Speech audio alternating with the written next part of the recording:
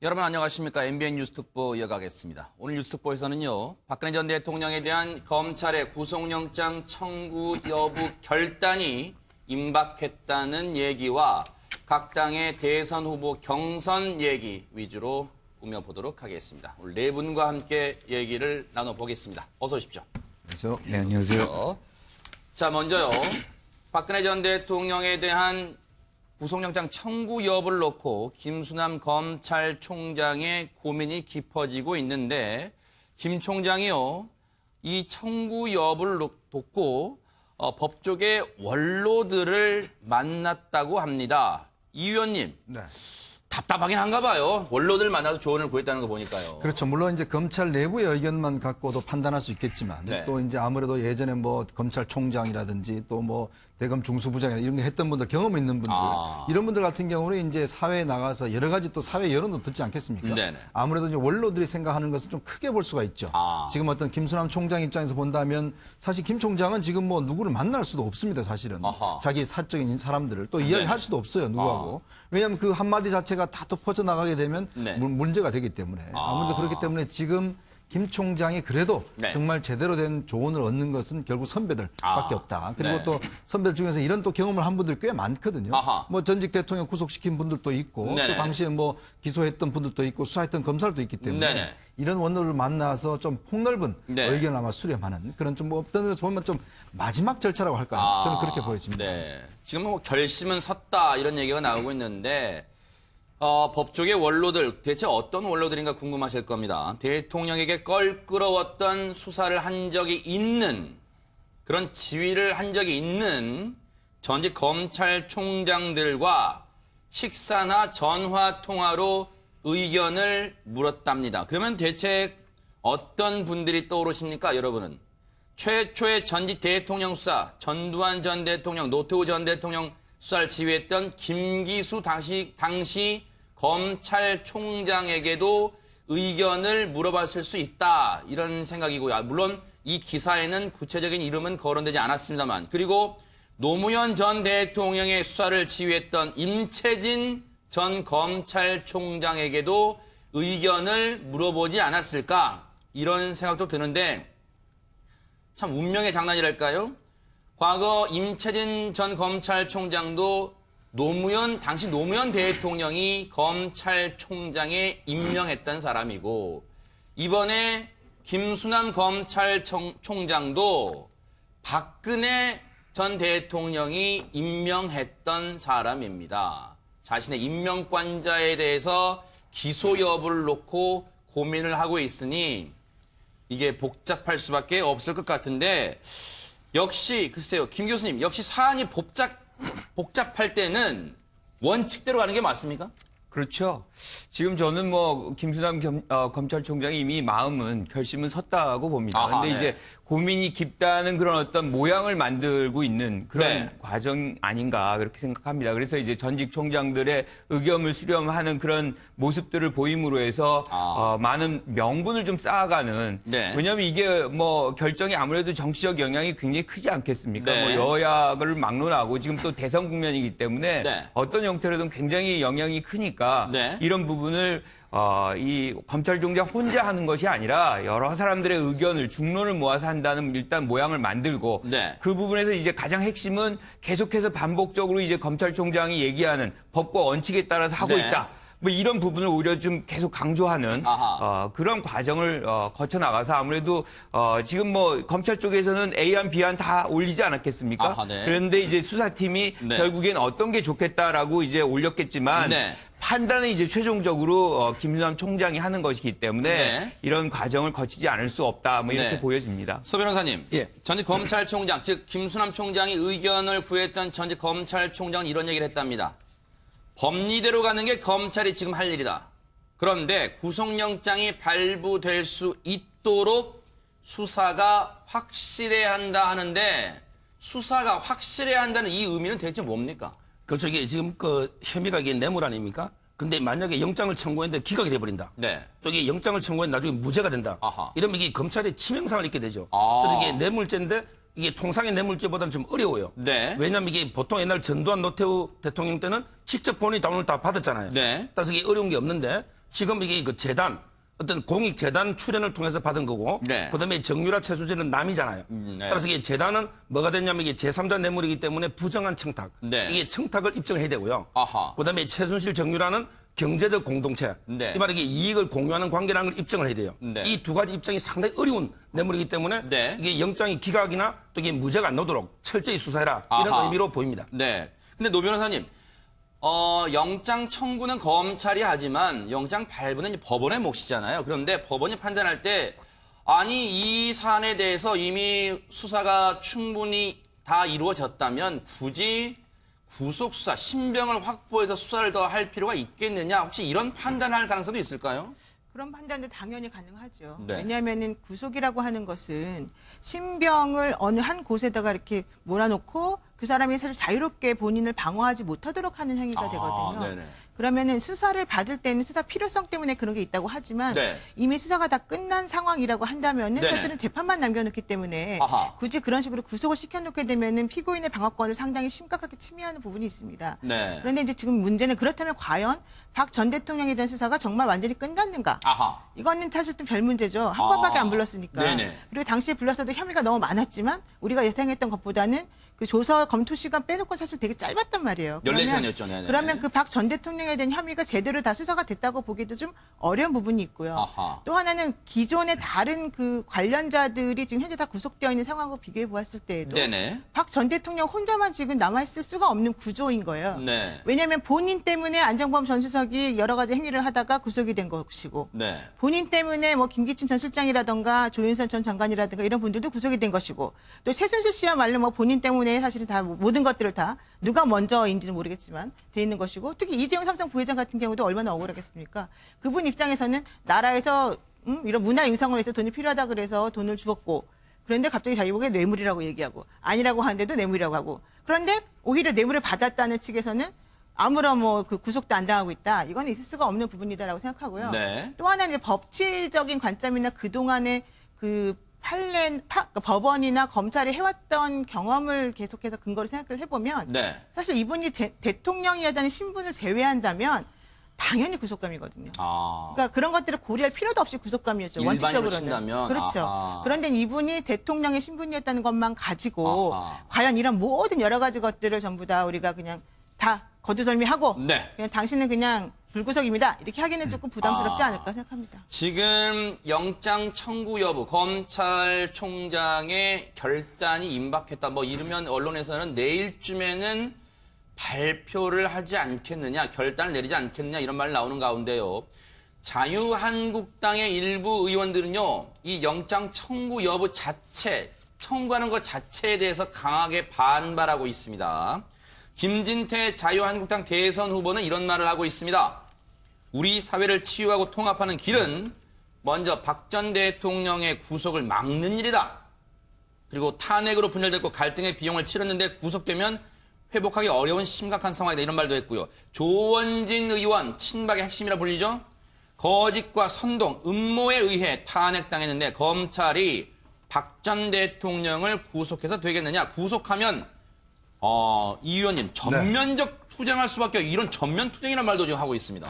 글쎄 뭐 이제 마지막 단계에서 아무래도 친박 같은 경우는 이제 적극적으로 이제 구속을 반대하는 입장들 네. 이런 것들을 낼 수밖에 없는데 한편으로 봐서는 만약에 이제 구속을 할 경우에 사회 갈등이 더 심화될 것이다 이렇게 주장하고 있는데 네네. 저는 그렇지 않다고 봅니다. 이미 이제 탄핵이라는 걸 통해서 네. 어느 대통령에 대한 어떤 여러 가지 문제에 대해서 법률적인 판단은 저는 내려졌다고 보거든요. 자 그렇기 때문에 이미 우리 국민들은 여론조사를 통해서 보면 사실상 뭐 80% 가까운 여론조사에서 이제 구속에 찬성하고 있는 입장이고 네. 굳이 그 때문에 저는 국가가 어떤 뭐 분열될 그런 상황은 아니다. 또 하나는 우리 국격의 문제 아닌가 이렇게 많이 제기를 하는데 저는 오히려 국격의 문제는 법대로 처리하는 것이 오히려 국격을 높이는 것이 아닌가 이런 생각이 들거든요. 네. 예를 들어서 대통령이라고 예를 들어서 봐주고 그렇지 않다고 하면 구속하고 이런 것이라면 외국의 입장에서 봤을 때는 뭐 특히 선진국 입장에서 봤을 때는 한국이 정말 법치국가인가 이런 것을 의심할 수가 있습니다. 네네. 자 그러면 우리가 국격을 높이는 것은 당장은 우리 마음속에 아플지 모르겠지만 네. 그러나 후대 다음 대통령의 어떤 교훈적 의미를 남겨둔다고 했을 때는 네. 법대로 처리한다. 어떠한 대통령도 네. 어떠한 사람도 법 앞에는 모두가 평등하다는 것을 이번에 확실히 해둔다면 네. 저는 오히려 지금에 있는 대통령보다는 차기 대통령, 아하. 즉 차기 앞으로 우리가 중요한 문제는 이제는 앞으로 대통령, 지금 우리 기존의 대통령들이 다들 불행한 어떤 말로를 펴겠지 않습니까? 네. 자, 그렇다면 앞으로 우리가 뽑을 대통령도 정말 법과 원칙에 따라 지배하기를 원한다면 네. 한번 이번 기회에 정말 저는 표본을 삼을 필요가 있다. 아하. 그래서 자, 다음 대통령 보십시오. 누가 될지 모르지만 당신도 이렇게 하다가는 바로 이런 상황이 됩니다. 라는 것들을 확실히 해줄 경우에 오히려 국가 발전을 위해 저는 좋다고 봅니다. 저는 이게 그렇죠. 법과 원칙이 있잖아요. 이 원칙이 크게 두 가지인데요. 네. 보통 이게 불구속 주장하는 분들은 무죄 추정 원칙을 들어요. 보통 이게 무죄 추정되니까 네. 불구속하자. 그럼 이게 그러면 이재용 부회장 또 이게 나머지 불량에서 5분, 네. 그다음에 그런 분들 왜 구속돼요? 네. 저는 이게 무죄 추정 원칙보다 더 중요한 원칙이 하나 있어요. 그게 바로 형평성의 원칙입니다. 아하. 바로 이게 모든 국민은 법 앞에 평등하다. 네. 이 형평성의 원칙이 최상위 원칙이에요. 네. 무죄 추정 원칙이 그 하위 원칙입니다. 따라서 이게 저도 구속 청구는 불가피하다 이렇게 봅니다. 네. 원칙에 따라서. 근데요, 김 교수님. 지금 김진태 의원, 지금 자유한국당 대선 후보입니다. 그리고 조원진 의원. 두 사람의 입장에서는 충분히 친박의 핵심으로 지금 꼽히고 있기 때문에 이런 말을, 이런 발언을 할 수 있다고 이해는 되지만요. 지금 김진태 의원 보세요. 어떤 발언이냐면 구속이 되면 회복하기 어려운 심각한 상황. 그리고 조원진 의원은 구속하면은 전면적으로 투쟁할 수밖에 없다. 이게 보는 시각에 따라서는요. 대국민 협박 발언처럼 들린다. 이런 지적도 나오는 것 같습니다. 선동이죠. 기본적으로 태극기 집회에서 인지도가 많이 올라갔잖아요. 네. 그래서 이제 대선 후보도 지금 김진태 후보 같은 경우는 나온 것이고 힘의 원천이 거기이기 때문에 박근혜 전 대통령을 보호하는데 모든 명분을 거기다 다 쏟아붓고 있는 거죠. 특히나 이제 조원진 의원 같은 경우도 차후에 재선을 해야 되는 그런 상황인데 정치적인 어떤 목적이 훨씬 더 여기에 많이 내재돼 있다는 것이죠. 자신의 정치적인. 사실은 사회적 갈등을 얘기한다면 제일 중요한 건 법치주의를 탄탄히 하면 사회적 갈등이 사실은 사라집니다. 아하. 그러니까 단기적으로 볼 때는 지지자들의 어떤 불만들이 분명히 있을 수 있고 네. 혼란이 약간 있을 수 있지만 네. 이것이 하나의 기준이 되면 네. 어떤 상황에서는 법대로 한다라고 한다면 거꾸로 갈 수 있어요. 그러니까 다음에 누가 대통령이 되건 네. 또 또 야당에서 대통령이 된다고 해도 이런 잘못을 하면 또 같은 경우가 만들어지거든요. 아하. 그러면 그때 가서는 또 어떻게 얘기하겠습니까? 네. 이 두 분이. 네. 또 반대되는 얘기를 해야 되는 것이기 때문에 아하, 네. 항상 보편적인 얘기를 갖고서 접근하는 것이 필요하고 네. 가장 중요한 거는 이런 선동은 하지 말아야 되는 거죠. 그리고 네. 자기의 어떤 정치적 목적을 위해서 네. 선동하는 것은 궁극적으로 박 전 대통령에게도 좋지 않다. 네. 이런 것이 이제 실질적으로 이제 나타나는 우리가 이제 헌재에서도 나타나는 결론에서 나타났지 않습니까? 네. 이런 부분들을 감안한다면 좀 언행을 조심해야 되는 거 아닌가 그런 생각을 합니다. 이게 노 변호사님 보기에 따라서는 앞서 제가 말씀드렸지만 앞서 이제 친박 의원들이나 태극기 집회에 참가하신 분들은 헌재 결정도 못 믿겠다. 앞서 특검도 못 믿겠다. 그리고 이번 만약 검찰이 영장을 청구하고 발부는 법원이 하는데 구속이 되면 그것도 못 믿겠다. 지금 전면적 투쟁 얘기를 하고 있습니다. 이건 어떻게 봐야 될까요? 저는 법치주의 국가에서 있을 수 없는 일이라고 생각하고 그러한 것을 선동하는 또 그렇게 선동을 함으로 인해서 본인에게 유리한 고지를 점하려고 하는 이 대선주자 여권 후보들, 여권은 이제 아니겠지만은 그 후보들의 그런 행태도 별로 좋지 않다고 생각합니다. 왜냐하면 네. 지금 국민을 상대로 해서 본인에게 지지를 보내달라고 하는 하나의 수단으로 이런 식의 말들을 하고 계시는 건데 그럼 특검도 못 믿고 헌재도 못 믿고 또 검찰에서 불리한 판단을 하게 되면 또 검찰도 못 믿고 법원이 영장을 발부하면 법원도 못 믿고 그러니까 본인들이 원하는 방향대로 결정을 안 내려주면 전부 다 못 믿겠다는 거 아니겠습니까? 게다가 더 중요한 건 그러한 것들만이 오로지 이번 대선 주자로 나서게 된 원인이다라고 그들이 설명하고 있다는 겁니다. 즉 대선 후보라고 하는 것은 대한민국이라고 하는 나라를 어떻게 잘 다스리고 어떻게 잘 국민들에게 행복감을 주면서 성장 발전하게끔 하는가에 더 초점을 맞춰야 되는 것이지 전직 대통령 한 사람이 개인적인 구명 활동을 하기 위해서 나오는 자리가 아니거든요. 네. 근데 그런 것들을 이 전체적인 우리나라 시스템을 돌아가는 것들을 전부 다 부정해 가면서 오로지 한 명의 전직 대통령에 대해서 여러 가지 의심스럽다고 생각되는 그 부분들을 본인이 네. 뭔가 조금 백업해준다라고 하는 차원에서 나와서 이런 식의 자꾸 발언을 하는 것은 네. 국론을 분열시키는 데 가장 앞장서는 행태가 되는 것이고 옳지 네네. 않다고 봅니다. 짧게 예, 해주시죠. 그리고 또 한 가지 제일 중요한 것이 네네. 이게 견제 균형 삼권 분립에도 어긋납니다. 네. 무슨 얘기냐면 입법부의 이제 이제 헌법기관들이나 마찬가지거든요. 한 명 한 명이. 네네. 근데 뭐 예컨대 대선 후보들한테도 이거는 사실 물어보면 안 되는 거예요. 왜냐하면 이건 법원의 판단인 것이고 이것을 자꾸 하는 것은 한 부분의 어떤 입법부라든가 행정부가 사법부의 권위를 침해하는 것이고 권한을 침해하는 것이기 때문에 네. 가장 중요한 우리 민주주의 원칙을 무너뜨리는 겁니다. 네. 그래서 기자들도 우리가 너무 이제 대선 후보들에게도 네. 구속 여부를 그 얘기할 필요는 없다. 그러니까 개인적인 어떤 소견은 얘기할 수 있지만 네. 하나의 어떤 헌법기관으로서 그렇게 다른 헌법기관을 압박하는 모양이 네. 계속 반복되는 것은 민주주의 공고에도 도움이 안 된다는 네. 거죠. 요 얘기 하나 네 분께 여쭤볼까요? 지금 이런 얘기도 온라인상에서는 계속 나오는 것 같습니다. 세월호가 지금 이제 사실상 인양에 성공했잖아요. 그래서 지금 3년 동안 애타게 기다려온 유가족들이나 또 미수습자 가족들은 정말 안도의 한숨을 내셨고 국민들도 기뻐하고 있다 이런 보도인데 이런 얘기가 나와요. 이게 세월호 인양이 이렇게 지금 시기에 이루어지는 게 혹시 박근혜 전 대통령과 관련이 있는 거 아니냐 이런 얘기도 나오는 것 같습니다. 그리고 이 부분 때문에 혹시 김수남 총장의 고민도 더 깊어지지 않느냐. 이게 때려야 뗄 수 없는 관계 아니냐 이런 얘기가 나오는데 이 부분은 네 분 얘기 한 분씩 1분씩만 듣고요. 다른 얘기 좀 넘어가고 있습니다. 1분씩만 좀 드리겠습니다. 그렇죠. 뭐 검찰총장도 사실은 뭐 그냥 뭐 섬에 있는 분이 아니지 않습니까? 결국 나라 전체의 어떤 여러 가지 문제와 관련해서 이제 고민을 해야 되는 분이기 때문에 네. 특히 왜 하필 이 시점에 그동안 그럼 세월호가 그동안 뭐 인양이 안 되다가 이제 탄핵이 되고 나니까 네. 인양이 안 되면 이런 그 억지로 추측을 할 수가 있지만 그러나 또 내부적으로 내용을 따져보면 또 사실 그런 게 아닙니다. 그동안 여러 가지 방법을 쓰다가 이번에 결국 이제 성공을 한 것이거든요. 그런 측면에서는 이제 하나의 어떤 좀 잘못된 사실이라고 이제 생각이 들고 어떤 또 검찰총장 입장에서도 뭐 고려하지 않을 수는 없겠죠. 그렇지만 이제 검찰총장은 제가 볼 때는 이 여러 가지 어떤 밖의 상황들 이거와는 좀 어떤 선을 끊어야 됩니다. 아하. 왜냐하면 사실 아까도 이제 그 전직 이제 그 검찰총장 이런 분들이 조언을 많이 하지만 결국 이제 법과 원칙에 따라서 하라는 이야기가 바로 거기에 있거든요. 네. 결국은 법리적으로 해야지만이 결국 나중에 어떤 그 법원에 가서도 네. 인정을 받을 수 있는 거 아니겠습니까? 아하, 네. 물론 그런 부분도 있겠지만은 제가 볼 때는 아마 검찰총장이 크게 이 문제는 고려할 걸 같지는 않습니다. 네, 서 변호사님. 저는 이게 그 우리 해방 이후에요. 정치적으로 이게 가장 크고 불행한 사건은 이번 탄핵 사건이고요. 그다음에 그 사회적으로 가장 크고 불행한 사건은 세월호로 봅니다. 근데 이 두 사건이 연결돼 있어요. 왜냐하면 이게 탄핵 헌재 판결문 보면 세월호 7시간이 직접적인 탄핵 사유는 아니지만 그러기에 성실의 의무를 어겼다. 이게 국민 여론에 상당히 나쁘게 작용한 게 맞거든요. 그래서 이게 물론 이게 검찰에서 법과 원칙 따라하면 이게 세월호를 직접 고려해서는 안 되지만 네. 그래 이게 여론상으로는 상당히 대통령 구속 여론에 세월호가 영향을 미치기 때문에 사실상 영향은 좀 줄 것 같아요. 네.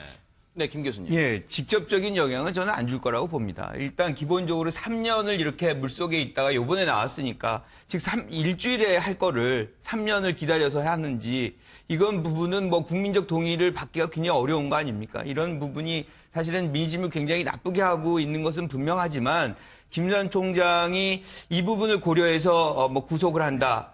이거는 법치주의에도 어긋나는 것이고 법과 네. 원칙을 지금까지 얘기했던 것과는 또 모순이 되는 부분이 있습니다. 그래서 네. 직접적인 영향을 안 주겠지만 어쨌든 전반적으로 지금 이 4년 동안에 박근혜 정부에서 나타난 것들이 계속 누적된 부분들이 많아요. 네. 그러다 보니까 이것들이 한꺼번에 이렇게 막 두드러지게 나타나는 것들이 모든 의사결정에 부담으로 작용하고 있는 것은 분명해 보입니다. 네, 노 변호사님.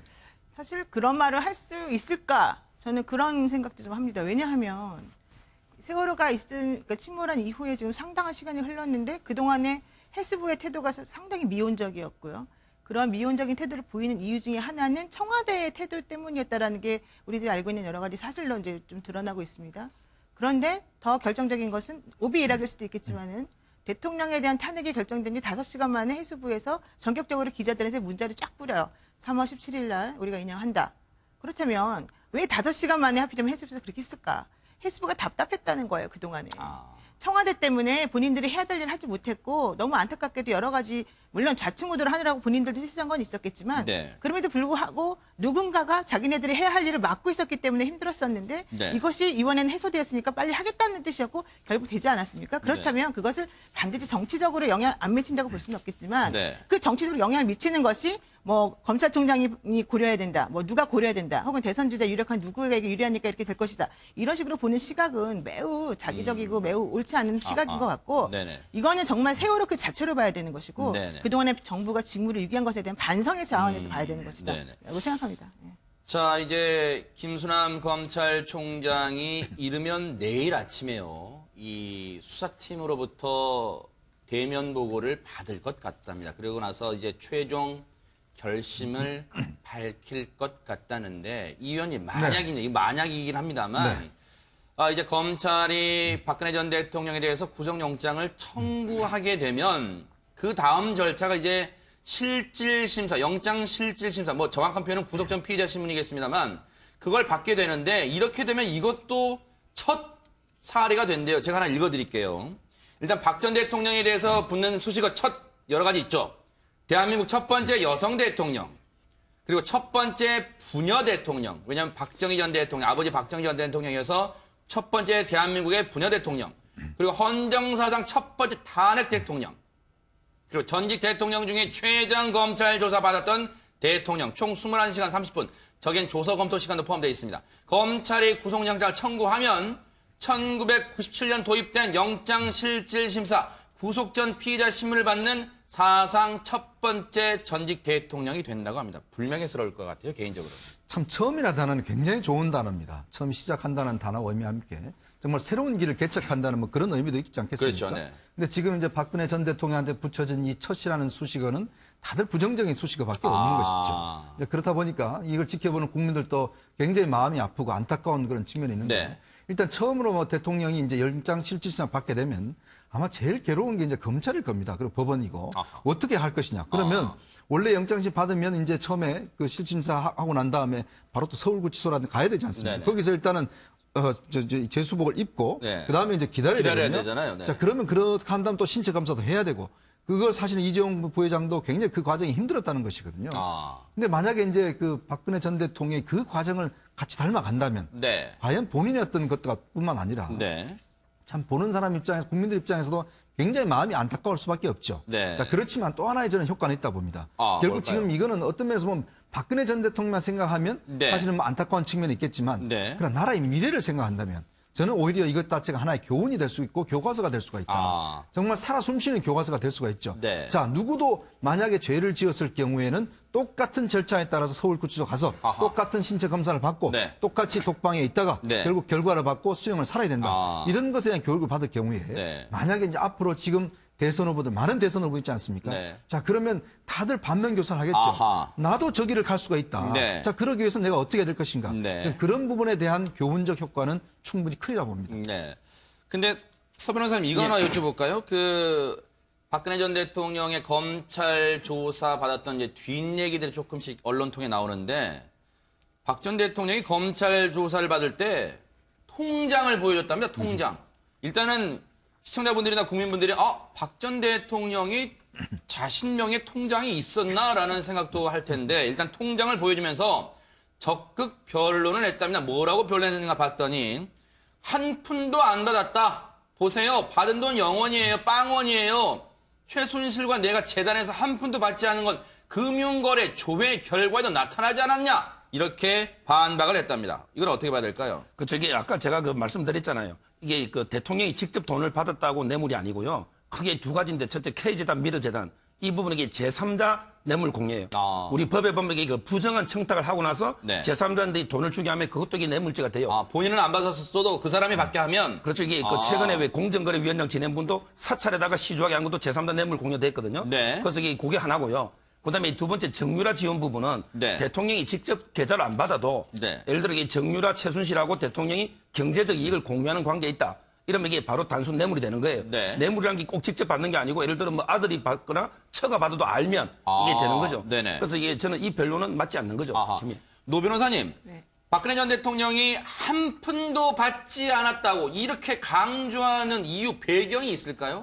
그렇죠. 지금 현재 가장 문제가 되는 그 법리적인 부분을 본인이 강조하려고 하는 것 같습니다. 왜 그러냐면 첫 번째 본인하고 최순실은 뭐 친척 관계도 아니고 가족도 아닌데도 불구하고 왜 최순실이 받은 거를 나보고 받았다고 하느냐. 그게 첫 번째 부분이고 두 번째로는 미르나 K스포츠 재단으로 돈이 들어간 걸 가지고 왜 나한테 받았다고 하느냐. 그러니까 나는 아무것도 돈을 안 받았어요. 이렇게 말을 할 수밖에 없는 부분이거든요.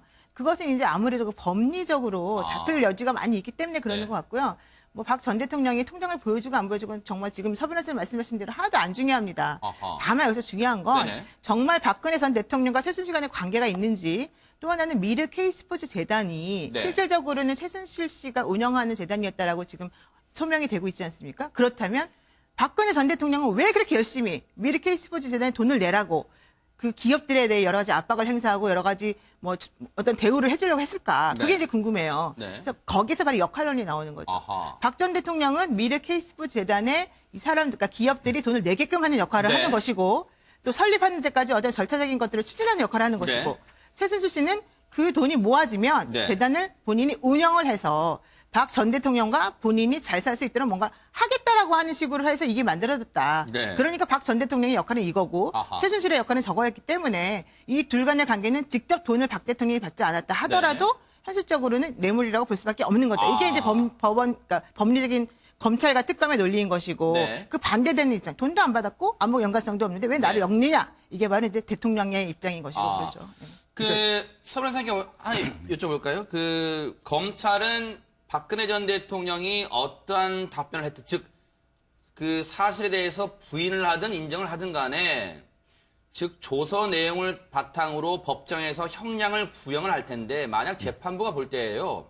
박 전 대통령이 혐의를 인정한 것과 또 인정하지 않았을 때 형량이 또 달라질 수가 있어요? 그런 게 많이 달라지죠. 왜냐하면 이게 양형 요소 중에 네. 가장 중요한 게 그 진지한 반성이 있느냐 없느냐. 아하, 네. 그러면 이게 진지한 반성이라는 게 결국 자백을 하느냐 안 하느냐. 네. 이거 연결되거든요. 네. 저는 이게 뇌물죄의 법정형이 박 대통령에게 10년 이상입니다. 네. 근데 제가 보기에 뭐 그 정도 많이는 안 돼요. 왜냐하면 노태우 대통령이 2,500억 받아서 15년 받았어요. 네. 제가 보기에 한 10년 이상인데 아마 이게 그 판사님이 2분의 1까지 장량 강제할 수 있기 때문에 아마 이게 5에서 10 정도가 저는 합리적 형이 아닌가 이래 보입니다.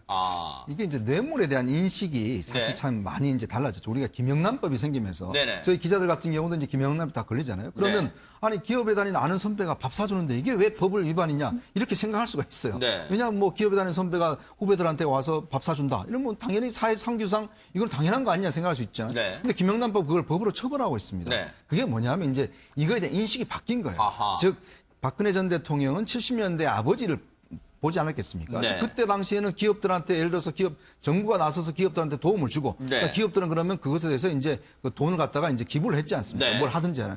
그거를 그냥 당연시한 것이죠. 네. 근데 지금 상황에서 대통령이 기업들한테 돈을 내라 네. 이렇게 하는 것은 이건 말이 안 되는 이야기입니다.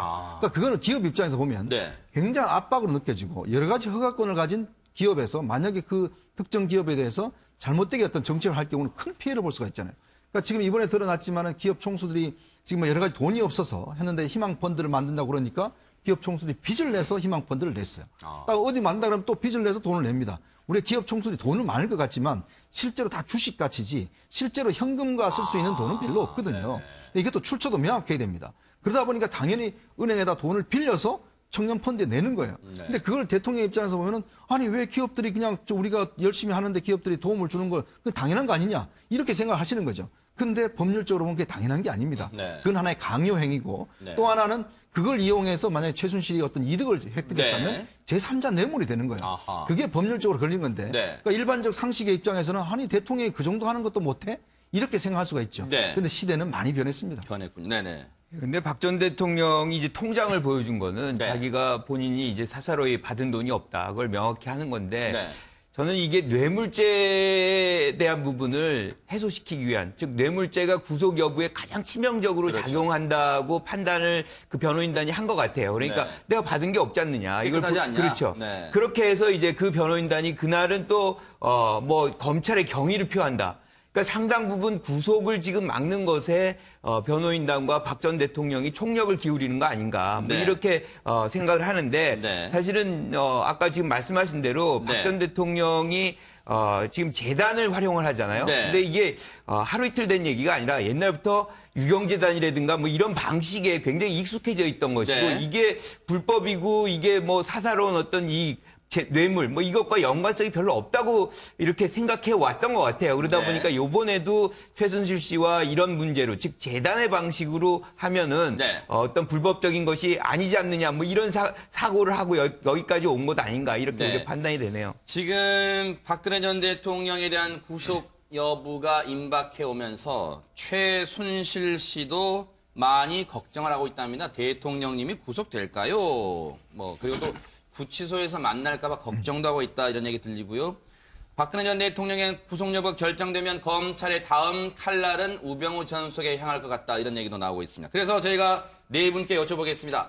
박근혜 전 대통령, 최순실 씨 그리고 우병우 전 수석 세 사람의 관계를 뭐라고 규정하고 싶으신지 답변을 한번 부탁을 드리겠습니다. 그리고 답변은 1분씩만 들어보는 걸로 하겠습니다. 먼저 서정욱 변호사님의 답변 한번 보겠습니다. 세 사람의 관계를 뭐라고 규정하셨습니까? 저는 이게 그 대통령하고 최순실은요. 법률적 운명 공동체입니다. 아하. 왜냐하면 이게 뇌물하고 직권남용은 신분범이에요. 네. 이 말은 이게 그 공무원만 범할 수 있고 최순실이 단독으로는 안 돼요. 따라서 이게 대통령이 뇌물이 돼야 최순실도 공범이 되고 단독은 안 되기 때문에 결론이 똑같아야 돼요. 일단 세 사람 중에 두 명씩 짝을 지었네요. 그렇죠. 지금 내내. 그래서 이게 법리가 그러니까 법률적으로 네네. 결과가 똑같아야 됩니다. 두 분은. 네. 그다음에 두 번째 최순실하고 우병우는 이게 공범 관계예요. 결론이 똑같을 필요 없어요. 왜 최순실의 국정농단을 방조했다. 그럼 이게 직무유기로 공범이 되고 또 이게 최순실이 이번에 스포츠 복권 있잖아요. 거기에 직권남용 혐의가 있거든요. 그럼 이게 공범이 된다. 이렇게 보고요. 그다음에 박 대통령하고 우병우 수석은 법률적으로 직접적인 관계는 없어요. 다만 이게 워낙 친하기 때문에 동병상련. 같이 이게 서로 이제 불행에 대해서 슬퍼하는 이런 이제 관계로 세 분을 나눠서 규정해 봤습니다. 잠시 볼게요. 박근혜, 최순실 두 사람은 법률적으로는 운명 공동체다. 뇌물죄와 직권남용죄 신분범이다. 최순실과 우병우는 직무유기와 직권남용의 공범관계다. 그리고 박근혜와 우병우는 동병상련이다. 법적으로 직접 관계는 없죠. 법적 관계는 없지만 동병상련의 관계가 아니겠느냐. 이렇게 답변 주셨고 김 교수님의 답변을 좀 보겠습니다. 세 사람 관계를 뭐로 보셨는지 공개하겠습니다. 읽어주시죠, 직접. 공동운명체인데요. 공동운명체다. 저는 좀 정치적인 측면에서 좀 법리적인 것보다는 이게 이제 박 전 대통령이 탑입니다. 그러니까 얼굴이고요. 그 실질적으로 최순실 씨는 평생을 숨어 사는 거죠. 요번에 울고 불고 이런 것도 사실은 박 전 대통령이 잘못돼서 이런 것보다는 자신의 미래가 이제 사라지는 일종의 이제 좌절감을 느끼는 거죠. 왜냐하면 탄핵이고 구속이고 이런 식이 되면 자신의 미래가 없는 거죠. 박 대통령도 마찬가지지만. 그리고 이게 40년이라고 그러지만 아주 긴 세월을 자신은 숨어 사는 거고 즉 음지에 있었던 것이고 그 부분에서 이제 박근혜 대통령이 모든 것을 앞에 넣어서 했기 때문에 이거는 운명이 같이 이 40년 동안을 이렇게 유지돼 온 그런 부분인데 그러면 우병우 전 수석은 뭐냐? 우병우 전 수석도 마찬가지죠. 박근혜 대통령과의 어떤 관계가 없으면은 사실은 청와대에 들어올 수도 없었고 검사장도 발탁이 안 됐었던 거 아닙니까? 그랬던 것인데 나중에 이제 민정비서관으로 들어왔던 거 이런 어떤 정치적인 관계를 고려한다면 박근혜 전 대통령을 중심으로 한 어떤 공동운명체로서 이 4년간을 유지돼 온 그런 관계가 아닌가 생각을 합니다. 자, 공동운명체다. 자, 이 위원님은 세 사람의 관계를 뭘로 보셨을까요? 저는 원팀이라고 그랬습니다. 사실 똑같은 이야기인데 어떤 면에서 보면 박근혜 대통령을 정점으로 해서 사실 최순실이 필요했던 것은 돈입니다. 그러니까 최순실이 보면 그동안 박 전 대통령과의 40년 관계 속에서 어느 정도 권력은 했었지만 이제 돈을 뭔가 좀 더 축적을 해야 됐죠. 우병우 수석이 필요했던 것은 권력이었습니다. 우병우 수석은 검찰에서 검사장 승진을 못하고 옷을 벗었습니다. 자, 그러다 보니까 본인의 어떤 승진욕, 돈은 많습니다. 공짜 재산 1위입니다. 그러다 보니까 다른 거는 전혀 없지만 문제는 이 사람은 권력을 가지고 싶었던 겁니다. 그러다 보니까 결국은 그 이해관계 때문에 하나의 팀으로 묶어졌고 또 하나는 결국 최순실이나 비선실세를 통제, 관리할 의무가 있는 사람이 바로 민정수석입니다. 근데 그 민정수석이라는 사람이 바로 한 팀이었기 때문에 같이 감쌌던 것이죠. 그러다 보니까 서로 간에 보면 하나의 팀으로 엮여 있다. 서로 간에 견제와 균형을 해야 될 팀들이 그냥 하나의 팀으로 구성했기 때문에 결국 이런 사태가 오지 않았나 해서 저는 이 세 명의 관계를 원팀이라고 해봤습니다. 자, 노 변호사님의 답변도 한번 공개할까요? 자, 공개해 보겠습니다. 자, 뭐라고 적으셨을까요? 읽어주시죠, 직접. 저는 이 세 분의 관계는 애증의 먹이사슬 관계다라고 생각합니다. 왜냐하면은 당연히 이제 민정수석하고 또 최순실 씨 간에는 사실 직접적인 관계가 있을 수가 없지만 그럼에도 불구하고 지금 계속해서 생겨나는 의혹은 최순실 때문에 민정수석이었던 이 우병우 수석이 청와대에 들어올 수 있었다. 그리고 막강한 권력을 행사할 수 있었다. 이런 얘기가 있지 않습니까? 또 최순실 때문에 박근혜 전 대통령이 당선되었다라는 얘기도 있고요. 또 박근혜 전 대통령 때문에 최순실 씨가 이런 식으로 권력에 여기저기 개입해서 이권을 챙길 수 있었다라는 얘기도 나오고요. 그렇다면 이 세 명의 관계는 정말로 애증으로 얽혀진 먹이사슬 관계가 아닌가. 특히 요즘에는 이제 애보다는 증의의 관계가 더 많겠죠. 네. 그래서 최순실을 내가 왜 알아서 이모와 이 꼴이 되었는가. 이런 생각을 속으로는 할 수도 있는 것이고. 네. 그래도 나는 나 혼자 살아야 되니까 난 얘를 밟고서라도 난 이 관계에서 떨어져 나가겠다라고 네. 지금 생각하는 게 바로 우병우 전 수석이거든요. 왜냐하면 네. 대통령도 지금 손을 놓아버렸고 네. 최순실은 뭐 당연히 옛날부터 놓았고 그러니까 아마도 이 세 명의 관계는 그런 식의 관계가 아닌가 생각합니다. 네. 네 분의 답변이 다 각기 다르고 참 흥미롭습니다. 자, 박근혜 전 대통령에 대한 검찰의 영장 청구 여부 아마 내일쯤 결론 날 것 같은데요. 여러분과 함께 지켜보도록 하겠습니다. 자, 이제 각 당의 대선 후보 경선 얘기를 좀 해보도록 하겠습니다. 지금 자유한국당이 오늘도 뭐 지상파 방송 아침부터 TV 토론을 했고요. 오늘은 이제 순회 경선이 있습니다. 오늘 아마 현장 투표를 할 것 같은데 지금 4명의 후보가 있습니다. 그런데 일단 당 내에서 후보 간의 지금 경쟁, 치열한 말싸움도 벌어지고 있는데요. 김진태 후보와 홍준표 후보 간의 설전이 뜨겁습니다. 일단은. 자, 먼저 그 얘기 좀 들어보고 이어가 보도록 하겠습니다. 고현정이 소나무도 여기 있었고 그럼 대통령 비서실장하고 대통령이 640만 달러 받으면서 의논 안 했다. 이렇게 본인이 주장을 하면 지금 박근혜 주장하고 똑같아. 우리 박근혜 대통령님 이제 집으로 돌아가셨지만 앞으로 한 40여일 남은 대통령 선거에서 제대로 된 그런 대통령을 뽑으면 우리가 이렇게 고생할 필요가 없는 거 아닙니까? 일단 이 의원님, 네. 지금 앞서 뭐 고현정 소나무라는 얘기는 혹시 여러분 감 잡으셨을 것 같습니다. 시청자 여러분들이. 그 아마 모래시계 배경이 된 정동진에 가면 네. 그 소나무가 있다는 그 얘기를 한 것 같아요. 둘러보면서요. 네. 그렇게 보니까 지금 홍준표 후보의 전략은 자신이 모래시계 검사였다는 점. 그리고 앞서 들으신 대로 문재인 전 대표 때리기를 주요 공격 이 전략으로 삼는 것 같습니다. 일단 홍준표 지사 같은 경우는 지금 오늘 경선보다는 이제 본선 쪽에 더 관심이 많은 것 같아요. 왜냐하면 사실 이제 뭐 김진태 후보라든지 이런 분들과 어떤 각을 세우기보다는 네. 오히려 이제 문재인 전 대표와 각을 세우는데 모든 총력을 집중하고 있고 특히 이제 본인의 어떤 모래시계 이라는 그 어떤 대표적 상징물이 있지 않습니까? 네. 사실은 뭐 지금 뭐 젊은 분들은 잘 모르겠지만 당시에 정말 그 모래시계는 선풍적 인기였습니다. 그때 그 드라마 틀면 밤에 사람들이 안 보였다면서요? 그렇죠. 네. 그때 이제 그 국회의장 공간에 그때 야당 의원들이 가서 농성을 할 때가 있었어요. 네. 그때 저도 같이 따라갔었는데 그때 가서 그 모래시계 처음부터 끝까지 다 보고 나왔습니다. 네네. 그만큼 인기가 있었는데 네네. 그때 1993년이죠. 네. 슬롯머신 사건으로 해서 서울지검 강력부 검사였던 홍준표 검사가 네. 결국 이제 그때 황태자라고 했던 박철원 의원을 구속시키고 또 이제 그때 이건계 고검장 네. 구속시켰습니다. 정말 그런 사건이었는데 결국은 검찰 내에서 이제 쫓겨나와서 네. 나중에 김영삼 대통령의 추천으로 해서 국회의원이 됐죠. 그만큼 본인의 어떤 이미지, 즉 법 앞에 어떤 강경한 이미지. 사실 네. 본인은 사실은 강력부 그 검사로 이야기한 게 뭐냐면 당시에 전혀 성골이 아니었습니다. 네. 어떤 면에서 보면 이제 자보라고 이야기할 정도로 검찰 내에서는 소외된 사람이었는데 네. 결국 그 권력의 핵심부를 건드므려 해서 네. 본인이 떴거든요. 네. 아마 그런 이미지를 다시 한번 불러일으키기 위해서 그 고현정 그때 드라마에 나왔던 그 정동진. 네. 사실 정동진이 그것 때문에 유명해졌거든요. 그렇죠. 저기 소나무 여행 하나가 코스였죠. 있습니다. 네네. 네, 그때 최민수 씨하고 고현정 씨가 저기서 있었는데 아마 네. 그런 것들을 영상시키기 위해서 바쁜데도 불구하고 아마 네. 정동진까지 간 것 같습니다. 제가 보기에 그 모래시계 검사가 아니고요. 네. 지금 이게 홍준표 지사는 모래시계 피의자예요.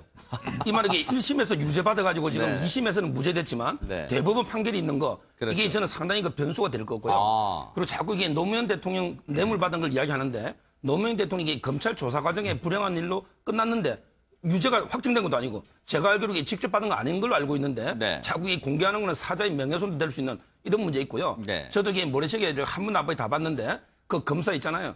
얼마나 이게 말 잘하고 멋있습니까? 좀 이게 품격 있는 말. 저는 이게 그 검사가 막말한 듯한 모래시계는 없잖아요. 저는 이런 게 보수의 가치가 아닌가. 보수 진보를 떠나서 이게 정말 정치의 가장 중요한 건 품격 있는 말이라 봅니다. 오늘 밝힐게요. KBS 후보 토론회를 했어요, 아침에. 그런데 제가 좀 봤거든요. 아침에 이제 이 방송을 준비하면서 봤는데 거기에 이제 그 방청객 질문을 받는 코너가 있었습니다. 근데 그 홍준표 지사에게 이런 질문을 했습니다. 홍트럼프란 별명처럼 막말로 많이 구설에 오르고 있다. 그리고 고 노무현 전 대통령에 대해서도 자살이라는 표현, 그리고 뇌물 먹고 이런 표현을 쓰면서 많은 반발도 불러일으켰다. 이런 질문을 했는데 이에 대해서 홍 지사가 뭐라 그랬냐면, 김 교수님, 자신은 막말이 아니랍니다. 팩트를 다소 거칠게 표현했을 뿐이다. 이렇게 얘기하고 있는데 이건 어떻게 봐야 될까요? 지금 뭐 서 변호사님 말씀하셨지만 사실과 다른 얘기도 분명히 있고요. 이건 막말입니다. 이건 뭐 어떻게 해석을 해도 막말인 거죠. 지금 본인이 노 전 대통령의 뇌물 이 혐의를 얘기할 단계가 아니에요. 본인은 1심에서 유죄를 받았고 2심에서 무죄 받았지만 아직 3심이 갈 수가 있습니다. 검찰에서 항고를 하면. 네. 그런데 이제 이런 문제를 일종의 노이즈 마케팅으로 해서 계속 불거지게 하고 이런 것은 사실상 너무 선거 전략을 좀 이렇게 좀 구태의연하게 과거의 어떤 구태 정치죠, 이거는. 네. 오히려 정치를 후퇴시키는 그런 측면이고, 우리 네. 같이 이렇게 정치학을 가리키는 입장에서 보면, 네. 이런 말들이 이렇게 나오면 정치에 대한 신뢰가 더 깨집니다. 네. 우리의 선거라고 하면 결국엔 국민들의 어떤 믿음과 신뢰를 얻는 것이 선거, 투표인데, 네. 이것이 오히려 이런 막말로 해서 주의를 끌을지 모르지만, 국민들이 그렇게 해서 그 표를 주겠느냐는 말이죠. 이런 네. 막말을 하는 정치인에게. 그래서, 저는 왜 이렇게 하는지에 대해서는 이해를 해요. 그렇지만 네. 선거 전략도 어느 선을 지키는 정도의 그런 네. 어떤 격조가 있어야 되는 거 아닌가 네. 그런 생각을 합니다. 노 변호사님, 본인은 절대 막말이 아니고 다 현안에 대해서 자신의 어떤 가치 판단을 다 입장 정리한 다음에 말을 한다 이렇게 얘기를 했는데 그런 얘기를 하고 있어요. 노무현 전 대통령 640만 달러를 받을 때 당시 비서실장이었던 지금의 문재인 전 대표가 몰랐다는 것은 최순실과 뭐가 다르냐 이렇게 얘기를 하고 있습니다.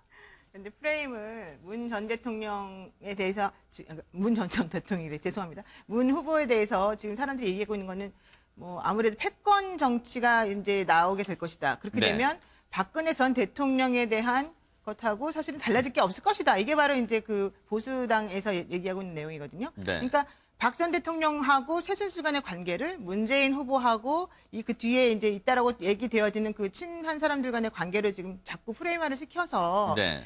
뭐가 다르냐. 차라리 나를 찍어라. 이제 이런 식으로 지금 얘기를 하고 네. 있는 중인 건데. 네. 저는 그것이 과연 사람들에게 얼마나 잘 먹힐지는 잘 모르겠어요. 솔직히 이제 그 문재인 후보를 중심으로 한 패권주의나 패권 연대들이 너무 심해서 제대로 된 정치를 못할 것이다라고 하는 얘기는 사실 여러 진영에서 나오는 얘기긴 하지만 네. 실제 그 실체가 있는지는 사실 정확히 모르는 상황이거든요. 그런 상황에서 확인되지도 않는 사실관계를 가지고 그 돌아가신 분에 대해서 명예를 훼손하면서 본인을 가지고 있던 과오 같은 것들에 대해서는 전혀 생각하지 않는다는 것도 좀 부담스럽고 네. 또 하나는 얼마 전에 그 이순자 여사가 그러지 않았습니까? 네. 나는 박근혜 전 대통령을 상당히 존경했는데 네. 박근혜 전 대통령이 그 뇌물을 받아서 이런 식의 행위를 하게 된 것에 대해서 상당히 유감스럽고 슬프다 이런 얘기를 했단 말이에요. 네. 근데 저는 그게 참 들으면서 이상했단 말이죠. 본인하고 전 대통령이던 전 대통령 같은 경우에는 훨씬 더 많은 금원을 뇌물이라고 인정을 받았던 사람이기 때문에 네. 그런 걸 가지고서 안타까워한다라고 하는 말도 좀 이상했었는데 네. 이번에 홍준표 지사 같은 경우에도 640만 달러 수수하는데 문재인이 몰랐겠느냐 당연히 네. 알았겠잖냐 하면서 얘기하는 것 자체가 네. 차라리 그냥 핀트를 좀 더 명확하게 깨끗한 쪽으로 가져가서 그 팩트를 가지고 말을 했으면 되는데 네. 무언가 찜찜한 여러 가지 것들을 가지고서 공격을 하려고 하다 보니까 네. 사람들에게 조금 호응을 못 받고 있는 건 아닌가 네. 생각합니다. 요거 하나만 하나 짚고 넘어갈까요? 앞서 이제 저희가 박근혜 전 대통령 수사 얘기할 때, 조사 얘기할 때, 박 전 대통령이 그 담당 검사에게 통장을 보여주면서 이런 말 했다라고 이제 그런 얘기를 했었는데, 저희가 좀 더 따져봤어요. 그랬더니 한웅재 검사에게 박 전 대통령이 한 푼도 안 받았다. 받은 돈 빵원이다. 이렇게 말했던 것은 맞는데, 통장을 보여줬다는 그 자체가 확실하다는 건 아니고, 혹시 보여주지 않았을까라고 추측성으로 이 보도가 나왔다는 점을 말씀을 드리겠습니다. 한 푼도 안 받았다. 받은 돈은 영원이다. 이 말은 팩트에 맞습니다만 통장을 보여줬다는 것은 추측성이라는 것을 말씀을 드리겠습니다. 여러분께 정정해 드리겠습니다. 자, 이 얘기를 좀 해볼게요. 김진태 의원은 지금 당내 4명의 후보 중에는, 경선 후보 중에는 지금 홍준표 후보 뒤를 바짝 쫓고 있는데, 이런 전략을 쓰고 있나 봐요.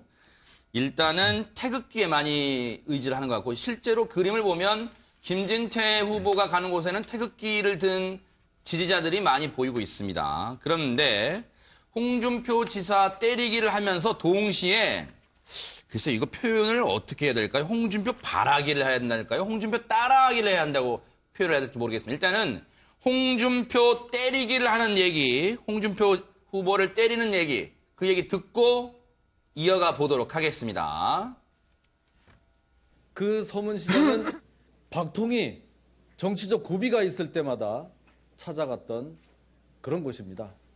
거기 가면 우리 박통이 생각나지 않을까요? 홍 지사님, 박근혜를 머릿속에서 지우려면 출정식 장소부터 바꾸고 나서 하시는 게 어떨까요? 내가 옛날에 대구 서문시장에서 거기서 놀았다. 초중고등학교 다닐 때. 대구 서문시장이 왜 박근혜 시장이고? 아이고 참나 어이가 없는 소리 하고 있네. 내가 그 친구하고 무슨 말상대가 되노? 앞으로 아들 이야기는 하지 말아요. 괜히 아들 이야기 해갖고 열받게 하지 마. 알겠습니다. 그냥. 글쎄요, 저 표현을, 저 모습을 능수능란한 정치 구단의 반열에 올랐다고 봐야 됩니까? 이제 김진태 의원을 아이 취급하고 있습니다. 뭐 상대가 안 된다. 뭐 이런 이야기죠. 사실 뭐 놓고 보면 그렇습니다. 김진태 의원 같은 경우는 서문시장 가서 뭐 한번 사본 적 있나요? 없을 겁니다. 홍준표 지사 같은 경우는 그게 있는 학교, 초중고등학교를 다 나왔어요. 그렇다고 본다면 사실 서문시장에 대한 어떤 그 연고권은 오히려 이제 홍준표 지사한테 있는 것이죠. 사실 뭐 김진태 의원은 강원도에서 살았으니까. 이제 그렇다고 본다면 사실은 그런 면에서는 홍준표 지사가 할 말이 있는 것이고, 또 한편은 김진태 지금 후보 같은 경우는 어떤 면에서 보면 좀 당내 경선 전략이긴 하지만 본인이 지금 태극기 집회를 계속 있다가 이제 갑작스럽게 대선 후보를 표명했지 않습니까? 근데 제가 볼 때 한편 정치적으로 좀 의심스러운 부분은 과연 이분이 이제 대통령이 되려고 하는 것인지 아니면 다른 좀 정치적 목적이 있는 것인지. 그 뭐냐면 아마 제가 볼 때는 이렇게 좀 어머니 지명도도 높고 했으니까 결국 이제 차기에 내년에 이제 지방선거가 있지 않습니까? 거기에 이제 아마 강원도지사를 좀 겨냥한 것이 아닌가. 그런 면에서 본다면 지금 뭐 연대도 안 된다. 지금 무조건 하여튼 태극기 이제 강조를 하고 있지 않습니까?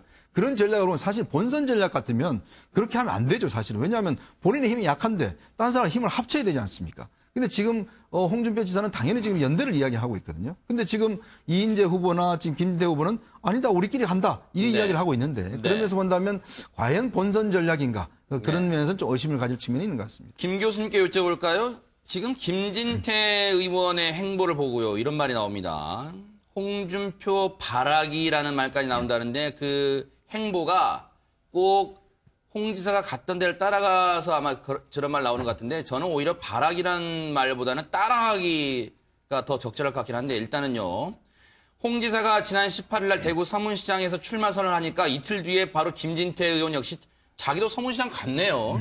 서문시장 방문해서 지지자들 만났어요. 또 홍 지사가 22일 날 부산에서 자유한국당 경선 합동 토론회 후에 자갈치시장 방문한다고 발표하니까 김 의원도 부랴부랴 일정을 추가해서 자갈치시장을 방문했답니다. 자기가 하는 건 괜찮은 거예요? 이거는 뭐 기본적으로 전형적인 선거 전략이죠. 그러니까 언더독이 탑독을 이제 겨냥하고 계속 입에 이제 오르내리고 그렇게 해서 이제 집중적인 공략을 하는 것인데, 저는 뭐 그것보다도 지금 우리가 이제 지지율도 그렇고 그러면 보면은 사실은 김진태 의원도 그렇지만 홍 지사도 당선 가능성, 본선 당선 가능성 그렇게 높지 않아요. 그렇다고 보면 김진태 의원이 지금 뭘 노리는 거냐. 결국엔 당내 경선에서 그 이후, 즉 대선 정국의 이후의 어떤 당내 구도, 여기서 이제 태극기 세력이라든가 친박 세력을 결집시키고 그것의 어떤 중심이 되고자 하는 그런 생각이 이런 행태를 지금 만들어내고 있는 것이 아닌가. 그렇게 해서 기본적으로 차별화를 계속 시켜나가죠. 예컨대 홍 지사 같은 경우는 다른 이제 보수 대연합이라든가 보수 후보 단일화라든가 뭔가 연대를 하려고 그러는데 우리는 그게 아니다. 우리는 친박 그리고 지금의 어떤 자유한국당의 정체성을 계속 강화하겠다. 이렇게 함으로 해서 향후에 어떤 당내 입지를 강화하려는 그런 전략이 여기 숨어 있다고 생각을 합니다. 보수 단일화 얘기가 나온 김에요. 서 변호사님 이거 하나 여쭤보겠습니다. 지금 최근에 이제 김무성 의원과 바른정당 의원과 홍준표 지사가 뭐 만났다는 얘기 나오면서 보수 단일화 움직임이 구체화되는 거 아니냐 이런 얘기 나오는데 일단은 두 사람의 얘기를 들어보시고 말씀을 이어가 보도록 하겠습니다. 홍준표 지사 만났다고 했는데 만났습니다. 그런데 정심이 아니고 저녁이었습니다. 만나서 많은 이야기를 했는데 공개할 수 없습니다. 나라 걱정을 많이 같이 했습니다. 그 같은 우파 진영의 사람들은 대동단결을 해야죠. 그래 안 하고 그러면 전부 다 망하지. 뭐 저는 뭐 국민의당이든 자유한국당이든 양쪽에 다 가능성은 처음부터 일어났고 제가 제일 먼저 일었고요. 탄핵을 밀어붙였던 이런 세력하고 아무 일도 없었다는 듯이 지금부터 덜커덕 합시다 이렇게 이야기하는 건 정치 도의적으로도 그렇고 이거는 있을 수 없는 일이라고 생각합니다. 지금 서 변호사님, 일단 구체적인 그 핵심 표현만 보면 김무성 의원은 나라 걱정 많이 했다. 홍 지사를 만나서. 홍 지사는 뭐라고 화답했냐면 대동단결해야 된다. 우파 진영. 유승민은 그건 내가 먼저 한 거야. 합시자고 한 건, 단일화하자고 한 건. 이인재 최고위원은, 전 최고위원은 탄핵을 밀어붙인 세력과 아무 일도 없었다는 듯 덜컥 합치자고 하는 것은 도의제로 안 돼 이러고 있습니다. 저는 이게 그 김무성 의원하고요 홍준표 지사 만나 한 이야기는 세 가지로 보는데 첫째는 이제 일단 양박 소위 그 양아치 친박은 배제하자. 그다음에 두 번째 대선 전에 단일화하자. 그다음에 세 번째 대선 후에는 통합하자. 이 세 가지 이야기를 나눴을 거로 추측이 되고요. 그리고 저는 이게 그 보수 단일화는요. 이게 누가 후보가 되느냐에 따라서 저는 좌우된다 봅니다. 예를 들어 이게 홍준표 지사가 되고 바른당의 유승민 의원이 되면 가능성이 있어요. 왜냐하면 이게 유승민 의원은 상당히 보수 색채가 강하거든요. 그런데 만약에 김진태 의원이 되거나 다른 분이 된다. 그럼 이게 단일화 되겠습니까? 되기가 안 되잖아요. 그다음에 남경필 지사 된다. 우리 이게 남경필 지사는 상당히 진보 쪽에 가까운 색채거든요. 따라서 이게 저는 누가 후보가 되느냐에 따라서 좌우될 수밖에 없다. 이렇게 보고 있습니다. 노 변호사님께 이건 좀 읽어드리고 여쭤볼게요. 앞서 이제 자유한국당 내에서도 이인재 전 최고위원은 입장이 다르잖아요. 탄핵을 밀어붙인 세력과는 덜커덕 단일화 안 돼. 더 이상 안 돼. 그랬잖아요. 바른정당 내에서도 그 대선 후보끼리 다른 것 같아요. 남경필 지사는 유승민 후보가 보수 후보 단일화를 말하는 바람에 바른정당이 갈 길을 잃었다. 지지율이 급락하는 원인이 된 해당 행위가 됐다. 유승민 후보는 그 부분에 대해서 사과하고 책임을 느껴야 한다. 이렇게 공세를 펼치고 있는데 반대로 유승민 의원은 사과할 일이 있으면 하겠지만 그런 점에 대해서 전혀 사과할 생각이 없다. 앞서 김진태 자유한국당 의원도 그래요. 잠시 표를 가져오려고 자리를 왔다 갔다 하면 국민 마음 더 못 얻는다. 탄핵 사유가 안 되는 걸로 탄핵하는 건 부당하다. 그 단초를 만든 사람들은 책임을 져야 한다. 앞서 이인재 전 최고위원처럼 바른정당과의 보수후보 단일화는 지금 염두에 두지 않는 것 같습니다. 저는 참 이게 애매한 스탠스가 지금 됐다고 보는데요. 사실 바른정당은 자유한국당의 입장하고 국민의당 입장하고 사실 그 중간 정도에 지금 있어요. 그런데 그동안에는 박지원 의원을 통해서 뭐 계속 얘기가 나왔지만은 바른정당에서 국민의당하고 합치고자 하는 여러 가지 제스를 많이 했었어요.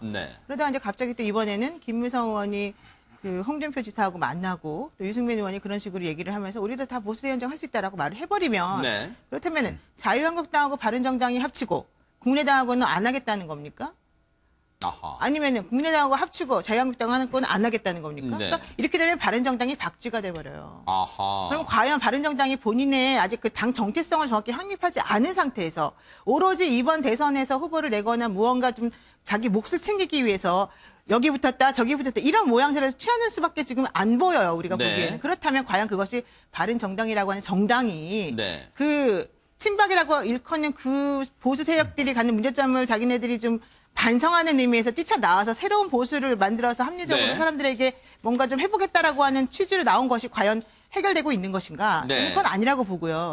더더군다나 만약에 바른정당을 빼고 국민의정당하고 자유한국당이 서로 합칠 가능성이 있느냐?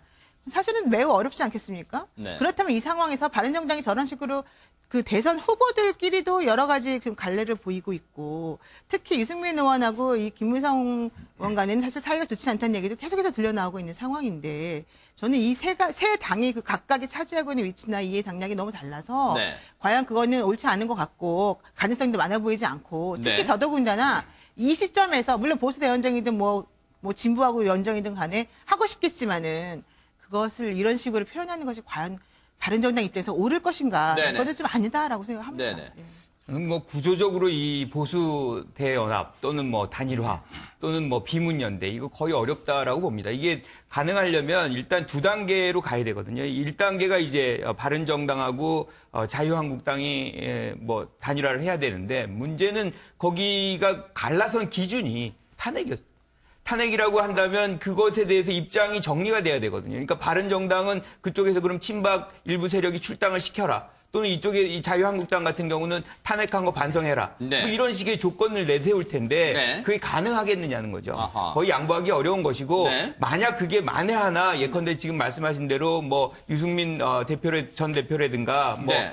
홍 지사라든가 이렇게 단일화를 추구하는 사람들이 이제 후보가 돼서 만들어진다고 해도 네. 사실 국민의당과 만들어지긴 더 어렵다. 네. 왜냐하면 기본적으로 안철수 전 대표는 지금 반대를 하고 있어요. 네. 반대를 하고 있고, 그것도 계속해서 여러 번 반복적으로 입장을 표명하고 있고, 네. 그리고 거기에 이제 기반이 되는 것이 호남 아닙니까? 호남 민심은 지금 정권 교체에 묶여 있는 것인데, 네. 그것에 반하는 어떤 탄핵의 어떤 뭐 책임 세력과 연대를 네. 한다. 그러면 정치적 기반을 안철수 전 대표가 잃을 수가 있기 때문에 네. 가능성이 거의 없다. 전체적으로 그렇게 생각합니다. 근데 참 선거라는 게 보면 이 가치로 따지면 사실은 뭐 사당이 다 나가야죠.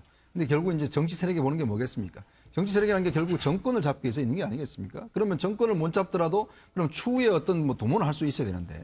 근데 예를 들어서 선거를 할 때에서 자기가 패배가 명확한 상황에서 그냥 정치 세력이 그걸 그냥 바로 직진한다? 저는 그런 일은 없다고 보거든요. 네. 그러니까 항상 모든 우리가 그동안 대통령들 보면 연대하지 않고 승리하지 않은 대통령이 없습니다.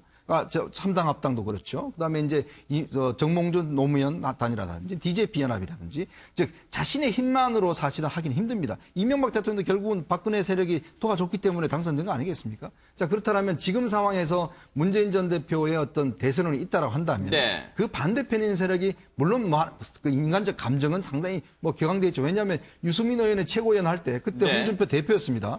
그때 홍준표 대표 체제를 무너뜨린 게 바로 유승민 당시 의원이에요. 네. 그렇다 한다면 두 사람 사이는 기본적으로 좋지 않은 사이거든요. 네. 자, 그런 관계를 다 따져놓고 보면 사실은 가능성이 없지만, 네. 그러나 어떤 면에서 보면 권력을 얻을 수 있는 가능성이 조금이라도 있다라고 네. 한다면 저는 새 세력도 함께 할 수 있는 가능성도 충분히 있다고 네네. 봅니다. 정치는 생물이니까 당연히 지금 말씀하시는 가능성을 우리가 다 배제할 수는 없겠죠. 그러나 그거는 이제 시기의 문제인 것 같아요. 지금 현재 대선까지 얼마나 시간이 남아있느냐에 따라서 그런 변수가 어느 정도 영향을 미칠 것인가가 달라지는 건데, 네. 지금 말씀하시는 대로 이 3당이 합쳐가지고 정말 대연정을 해서 오로지 문재인 세력을 꺾기 위한 하나의 목표만 해가지고 이 대선 구도를 만들어 가게 된다면은, 이게 만약에 시간이 조금이라도 더 있어가지고 그거를 내부적으로 좀 서로 간에 융합하고 이해하고 설득을 하고 이런 시간이 거쳐가지고 마지막에 그냥 투표 하나 던지는 것 하고, 이렇게 시간이 없어가지고 이게 옳으냐 그르냐부터 지금 계속해서 떠드는 이 상황이 됐는데 과연 그것이 가능할 수 있겠는가? 네. 저는 그건 좀 힘들고 많이 불가능하지 않을까 이런 생각하는 네. 겁니다. 이제 한국 정치는 사실 네. 대선 정치 중심입니다. 네. 그러니까 대선을 내느냐 안 내느냐가 그 정당의 향후에 유지되느냐 안 되느냐 존폐에 굉장히 결정적인 영향을 미치고, 또 내년에 바로 지방선거가 있어요. 네. 근데 이번에 후보를 안 낸다라고 할 때는 뭐 그 후폭풍을 감당하기가 굉장히 어렵습니다. 그래서 실질적으로 반문연대를 하고 싶죠. 하지만 당내 어떤 역학관계, 반대를 무릅쓰고 뛰쳐나가기 쉽지 않을 것입니다. 네. 근데 현실적인 말씀만 조금만 드리면, 네. 아니, 보수 후보 단일화에 이렇게 하실 말씀이 많은지 몰랐는데 말씀하시는. 왜냐하면 선거라는 게 15%를 못 얻으면요. 네. 10% 얻으면 선거 비용의 반을 다 토해내야 됩니다. 네. 그 다음에 10% 이하 된 경우는 전액을 다 토해내야 돼요. 네네. 그러니까 현실적인 그런 고민들이 있습니다. 바른정당이 만약에 독자로 입법을 해서 네. 만약 15%못 얻었다? 그럼 그 수백억에 달하는 선거 비용을 자신들이 감당을 해야 돼요. 네. 자, 그럼 그것 자체가 여러 가지 현실적인 고민이 있기 때문에 네. 제가 볼 때는 결국은 정책인 여러 가지 뭐 지향성도 있지만 결국 이제 하나로 합치는 것에 대한 어떤 가능성은 좀 네. 충분히 열어놓고 있습니다. 비용이라는 현실적인 문제도 무시할 수 없다. 네. 그런 얘기 해주셨습니다. 자, 국민의당 얘기를 해볼까요? 어제 광주, 전남, 제주, 순회 경선에 돌입을 했는데 결과는 뭐 여러분들이 들으신 대로입니다. 일단 새 후보의 발언을 듣고 이어가 보도록 하겠습니다. 문재인이 가장 두려워하는 후보 누굽니까?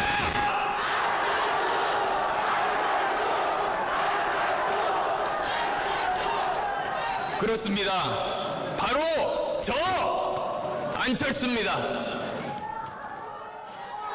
한 번 속으면 실수지만 두 번 속으면 바보입니다. 문재인을 이길 도전자 누굽니까?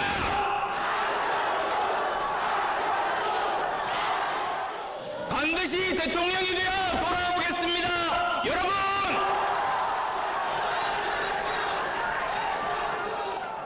당을 깬 중심에 바로 청와대 권력의 2인자 문재인이 있었습니다. 문재인 씨가 바로 호남 탄압의 책임자입니다, 여러분.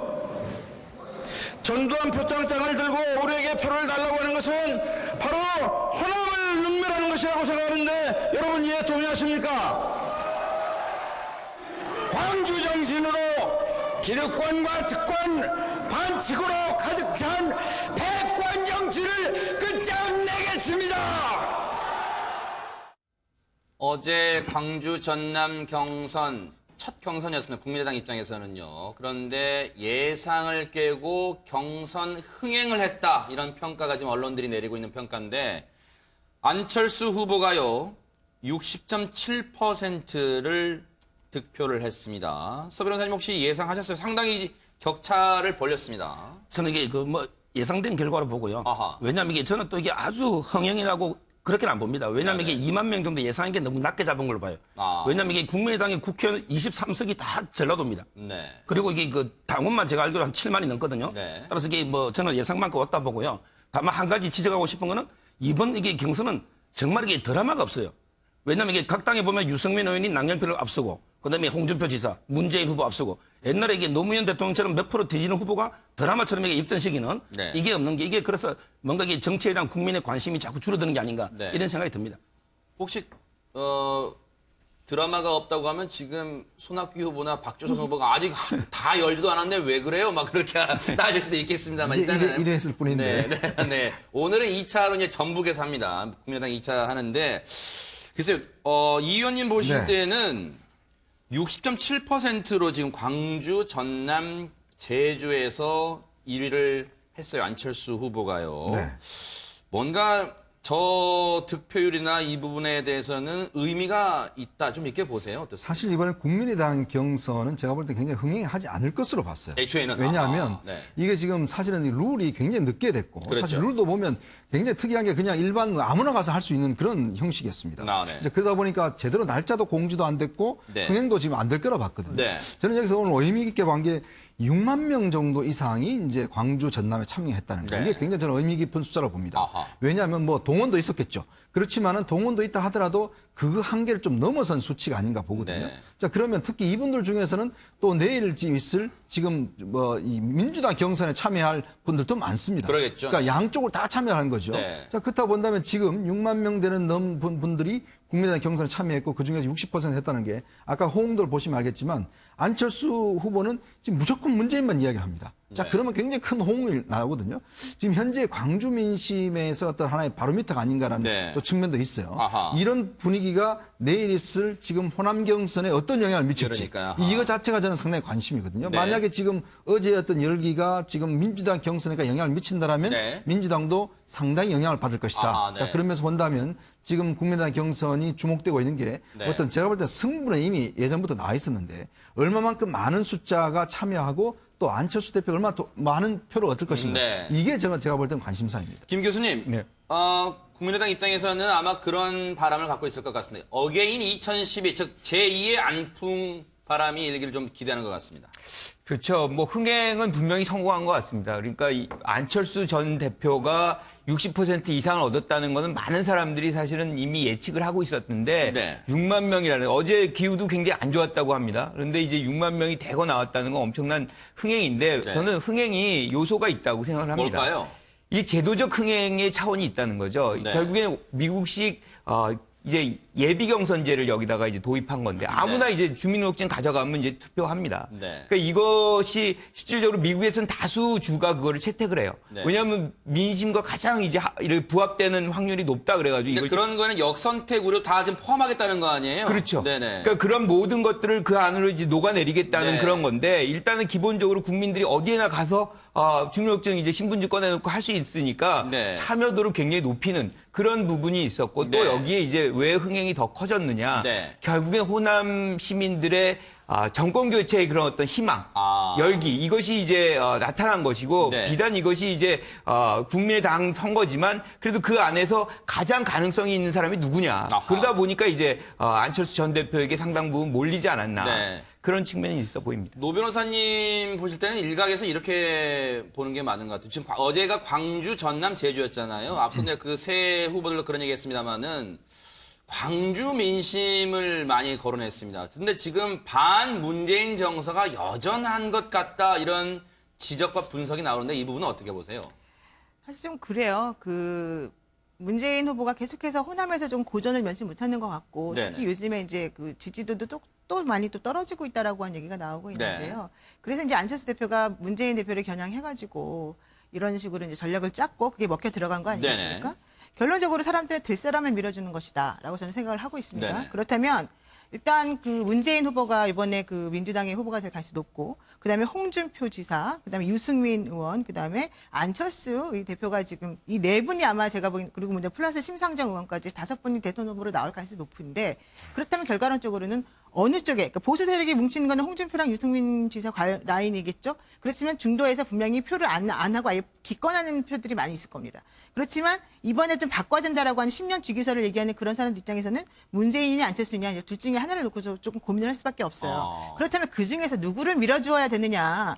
이 홍준표나 유승민이나 이런 분들을 밀어줘가지고 혹시라도 내가 표를 안철수를 좋아한다 하더라도 내가 안철수한테 줌으로 인해서 오히려 이게 정권 교체에 방해하는 건 아니냐 이런 생각을 유권자들이 할 수밖에 없단 말이에요. 그렇다면 저는 호남 정서가 지금 당장으로서는 문재인에 대해서 때리기를 하고 또 뭐 안철수가 말하는 것이 맞다라고 판단을 한다 하더라도 이게 대선에 정말로 가게 되면 그때는 바뀔 수밖에 없는 구조가 돼요. 왜냐하면 그분들이 원하는 거는 문재인이 뭐 싫고 안철수가 좋다 이거보다는 어쨌든 간에 진보 세력으로 이 정권 교체가 돼야 된다는 게 좀 더 큰 열망이기 때문에 그런 식으로 하게 되면 저는 이것에 대해서 그렇게 큰 의미를 많이 부여할 필요는 없다라고 생각합니다. 근데 그 호남에서 여전히 사그라들지 않고 있다고 해볼까요?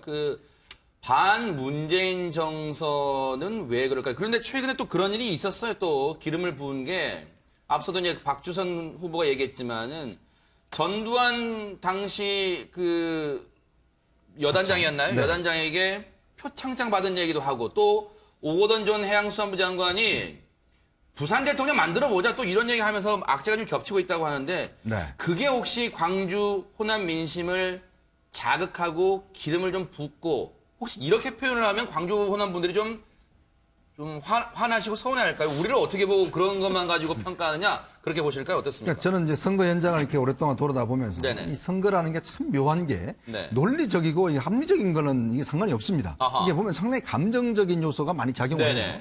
예전에 선거했을 때 한번 그때 김종필 전대 그때 후보가 내려가서 첫 번째 연전에서 충청 핫바지론을 제기를 했습니다. 자, 근데 그다음부터 한마디도 하지 않았어요.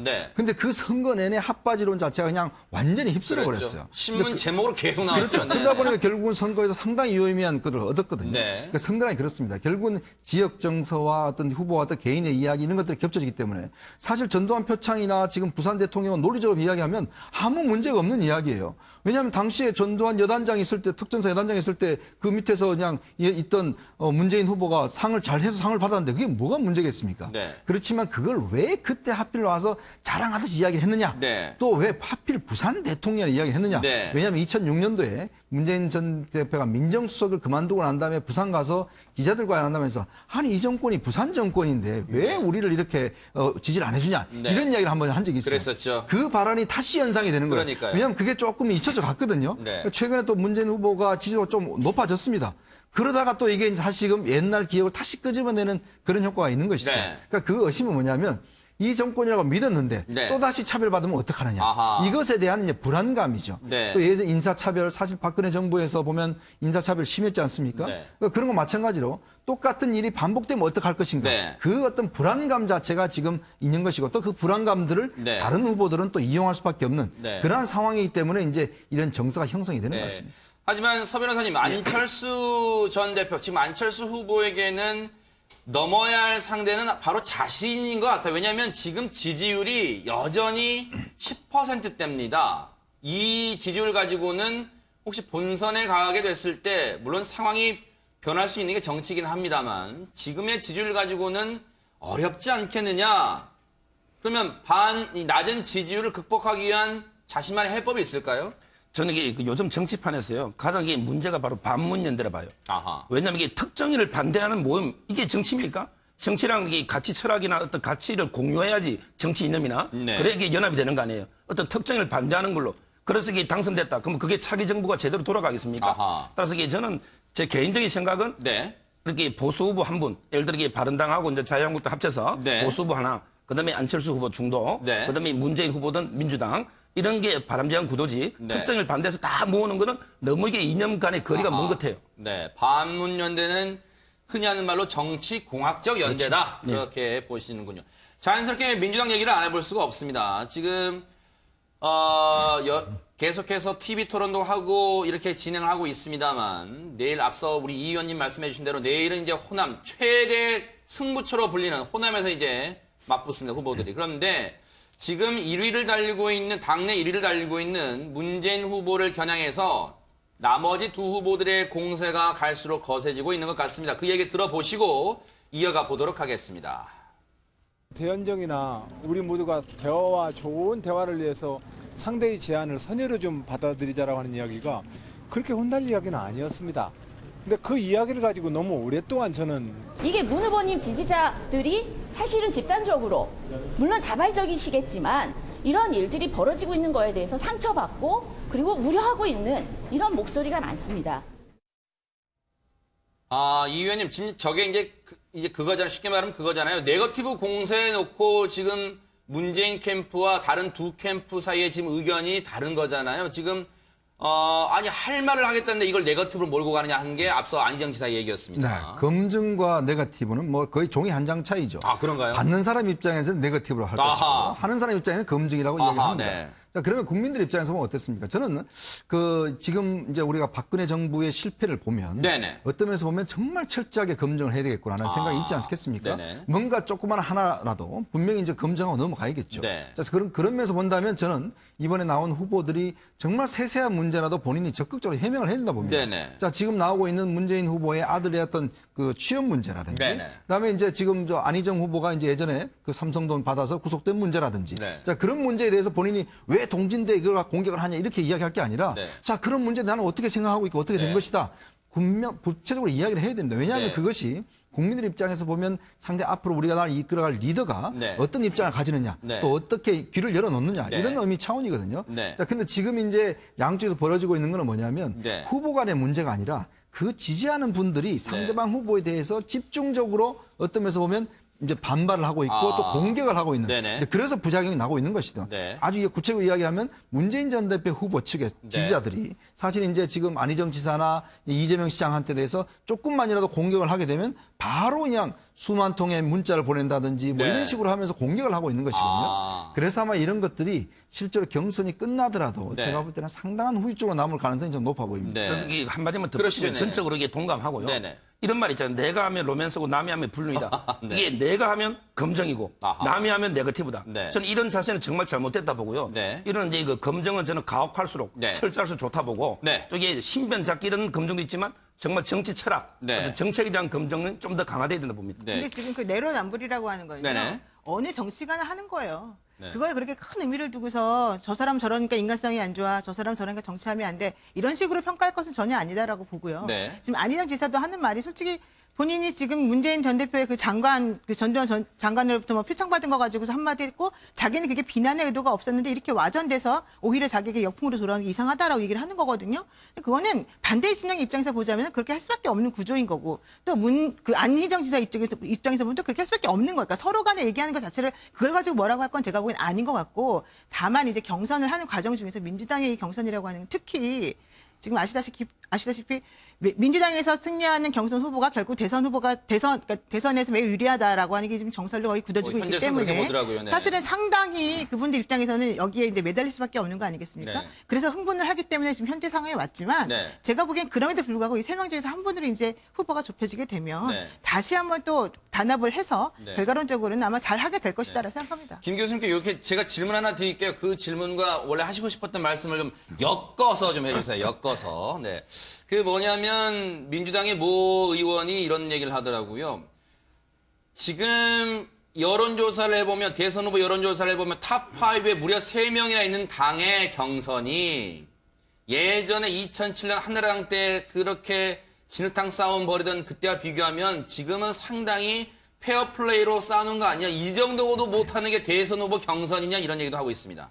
그 전체적으로 보면 동의합니다. 네. 그리고 또 한 가지 아까 말씀드리고 싶은 걸 먼저 얘기한다면 네. 저는 네거티브하고 검증은 분명히 다른 얘기입니다. 아하. 네거티브는 굉장히 사실 이것이 감정 섞여 있는 것이고 네. 의도적으로 누군가를 사실 나쁘게 인식화시키는 프레임화시키는 그런 부분이 이 네거티브라고 한다면 네. 검증은 사실은 주변의 어떤 이 자기 주변의 어떤 사람들의 어떤 잘못이 없나 또는 정책의 검증 그리고 본인의 어떤 탈세 문제, 병역 의무 문제 뭐 이런 것들이 검증인 것이죠. 네. 그래서 이거를 같이 뭐 이렇게 묶어서 얘기하면 좀 안 되는 것 같고요. 지금 하는 부분들은 사실 민주당 내부에서 이제 겪고 있는 과정은 이 안에 지금 말씀하신 대로 1, 2위, 4위가 지금 있습니다. 그러니까 곧 사실은 경선이 본선인 정도의 상황이 돼 있기 때문에 치열할 수밖에 없는 것이죠. 그러다 보니까 어느 부분에 가서 좀 과도한 표현이 있었지만 네. 지금 전체적으로 보면 저는 상당 부분 룰을 지키고 가고 있다라고 네. 이제 보고요.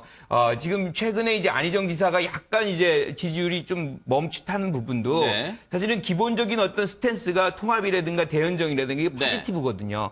그런데 요즘에 이제 언사를 보면 약간 네거티브가 가요. 네. 그러다 보니까 오히려 그게 역효과가 나오는 부분이 있어요. 그리고 네. 전체적으로 보면 우리가 이제 이제 전략을 본다 그러면 실질적으로 네거티브에서 득을 보는 경우가 별로 없습니다. 네. 거의 이제 포지티브 할 때 오히려 효과가 더 큰 거죠. 그래서 이것들을 잘 알고 있고 지금 뭐 말씀하신 대로 이 경선이 끝나면 저는 뭐 지금 안 지사라든가 뭐 네. 이재명 시장이라든가 맨 앞서서 네. 아마 본선에 뛰어들어서 누군가가 이제 네. 뭐 누가 되건 뭐 문재인 후보가 되건 누가 되건 간에 네. 서로를 협력하는 네. 그 과정이 이루어지기 때문에 네. 사실 우리가 과도하게 이 부분에 대해서 좀 뭐 비판하거나 그럴 필요는 없다고 생각합니다. 근데 글쎄요, 민주당의 경선 과정에서 우연일까요? 이 진행되는 사안마다 후보 간에 이 이견이 큰 일들이 벌어지고 있습니다. 뭐냐면 어제는요, 충청 지역 토론회가 있었는데 이게 이 TV 토론이 충북 지역에만 생방송됐대요. 그래서 안희정 지사 측에서 자신의 텃밭은 왜 대전 충남에는 방송이 안 됐냐라고 따져서 오늘 충청 토론회를 한 번 더 한답니다. 그래서 오늘은 대전 충남 지역에 방송될 수 있게 한다는데 자, 이를 놓고 새 후보의 설전 들어보시고 얘기를 이어가 보도록 하겠습니다. 대전 충남의 우리 시민들과 도민들께 이 민주당의 후보 토론이 중계되지 못해서 매우 안타깝게 생각합니다. 당 선관위가 판단할 문제인데 그렇게 되면 이제 또 다른 권력들하고는 또 형평성의 문제가 있어서 어떻게 결정할지 모르겠습니다. 예. 토론은 원래 주고받는 것이고 이제 상대의 입장을 확인한 다음에 다시 또 의견을 내고 하는 과정인데 중요한 질문을 할 때마다 대답을 안 하셔서 여전히 좀 답답했다. 마지막에 이재명 시장은 토론 진행 방식에 대한 문제를 좀 짚은 것 같아요. 일단 이 의원님 이 부분은 어떻게 봐야 될까요? 이게 무슨 당내 선관위가 무슨 의도가 있었다고 하기에는 그렇게 볼 수는 없겠지만 우연찮게 이게 충청 토론회인데 충북 지역만 방송됐대요. 이게 지금 제가 볼 때는 민주당 선관위가 굉장히 오해받을 수 있는 일을 몇 가지를 한 것 같아요. 아하. 지난번에 그 선거 결과가 유출된 것도 마찬가지고. 네. 사실은 개봉하면서 그 투표하면서 그날 개봉해서 참관인들 보게 한다는 그 제도 자체 보면 이건 당연히 누출될 수밖에 없는 것이죠. 그러니까 그것도 문제지만 네. 이번 같은 경우도 보면 이제 계약을 원래 대전 MBC하고 해야 되는데 네. 대전 MBC하고 뭐 조건이 안 맞아서 네. 청주 MBC하고 했는데 나중에 보니까 이쪽 청주 MBC는 충북 지역만 방송이 되더라는 거죠. 네. 오히려 지금 대전 충남에는 방송이 안 된다는 거 아니겠습니까? 네. 원래 이제 권력이 있지 않습니까? 네. 방송 권력이. 그렇죠. 저는 그것도 몰랐다는 것 자체가 이해가 되지도 않고 네. 그리고 이제 와서 이제 뒤늦게 이제 한 번 더 한다는 거 아니겠습니까? 네. 왜냐하면 이게 오해받을 수밖에 없는 게 사실 충청 같은 경우는 지금 안희정 지사가 지금 굉장히 심혈을 기울인 지역이에요. 그렇죠. 자, 그런 면에서 지금 추미애 대표도 사실 문전 측이라고 의심을 받고 있는 상황에서 네. 선관위가 이런 식으로 방송 자체를 한다는 거 네. 이게 210만 명이지 않습니까? 이번에 아하. 경선 인단이. 네. 이만큼 관리하는 정당에서 이것 네. 자체도 방송 권역도 몰라서 네. 지금 이런 실수를 했다는 것 자체가 네. 앞으로 과연 국정을 맡으면 어떻게 할지 솔직히 저 걱정되는 대목도 많습니다. 네네. 서 변호사님. 네네. 저는 이게 민주당 경선 한마디만 하면요. 네. 저는 이게 지금 막 싸우고 있지만 결국은 이게 그 화합으로 가서 루비콘강을 건너진 않을 것 같아요. 왜냐하면 이게 그 카이사르가 루비콘강을 건너 이렇게 말했어요. 주사위는 던져졌다. 네. 이 강을 건너면 인간 세계가 비참해지고 안 건너면 내가 죽는다. 네. 근데 루비콘강을 건너면요. 민주당이 공멸합니다. 네. 그리고 이 안희정 지사가 루비콘강을 안 건너도 네. 개인이 파멸 안 해요. 네. 차기가 있어요. 나이로 보나. 네네. 저는 그래서 이게 화합으로 가지 않을 거라 네. 봅니다. 혹시 두 분 하실 말씀 있으면 짧게 해주시면 네. 제가 마지막으로 하나 짚고 넘어갈 게 있습니다. 네네. 제도적인 경선에 관련해서 네네. 제도적인 얘기를 좀 하고 싶은데요. 이게 이제 당이 이걸 관리하지 않습니까? 네. 사실 여기서 문제가 많이 발생할 수 있어요. 이게 네. 뭐 당이 모든 선거기관이 아니기 때문에. 네. 그래서 미국 같은 경우는 이 경선부터가 중앙선관위에서 담당을 합니다. 그래서 네. 공식화하고 서로의 어떤 차이가 없도록 만들어서 네. 실질적으로 오해가 즉 지금 뭐 잘못하면 이게 네. 나중에 불복 얘기까지도 나올 수 있는 부분이거든요. 네. 그래서 굉장히 민감한 사안이기 때문에 이걸 좀 다음 국회에서는 좀 제도화할 필요가 있다. 네. 모든 당이 한꺼번에 경선을 실시하는 그런 네. 정도로 가야 되겠죠. 네, 저는 문재인 후보의 그 토론과 관련해서 지금 경선을 하는 후보들이 계속 얘기하고 있는 게 문 후보는 토론을 잘 못하는 것 같으니까 우리 같이 토론 한번 해보자. 원고도 없이 한번 끝까지 한번 끝장 토론 해보자. 이런 주장을 계속 하고 있거든요. 네네. 저는 그걸 수용해야 된다고 봅니다. 왜냐하면 네. 문 후보 같은 정도의 이제 그동안에 뭐 이 스탠스가 있는 사람이고 뭐 위치가 있는 사람이라고 한다면 네. 토론을 하는 것에 대해서 두려워할 필요가 전혀 없어요. 물론 본인이 네. 토론을 얼마나 잘하고 못하고 이건 기술적인 측면의 문제인 것이고 네. 진정성이 있고 진실된 그런 공약을 가지고 있다면 알겠습니다. 국민들에게 이해되는 데 쉽거든요. 그러니까 네. 오히려 토론을 하고 오히려 또 문재인 후보 같은 경우에는 토론을 많이 스킬이 많이 네. 또 늘었다는 얘기도 있으니까 걱정하지 네. 말고 하시는 게 좋겠습니다. 예. 그 오비락이란 말이 안 나오게 당내 선관위가 좀 신경을 써야 될 것 같습니다. 자, 마지막으로 이거 하나 짚어볼까요? 앞서 그 문재인 후보 관련해서 전두환 표창장 논란도 얘기해봤는데 전두환 하면 떠오르는 사람이 바로 이순자 씨죠. 이순자 씨가 자서전을 냈대요. 당신은 외롭지 않다. 이게 책 제목이에요. 그런데 여기에 보니까요. 5.18 관련 얘기를 하고 있습니다.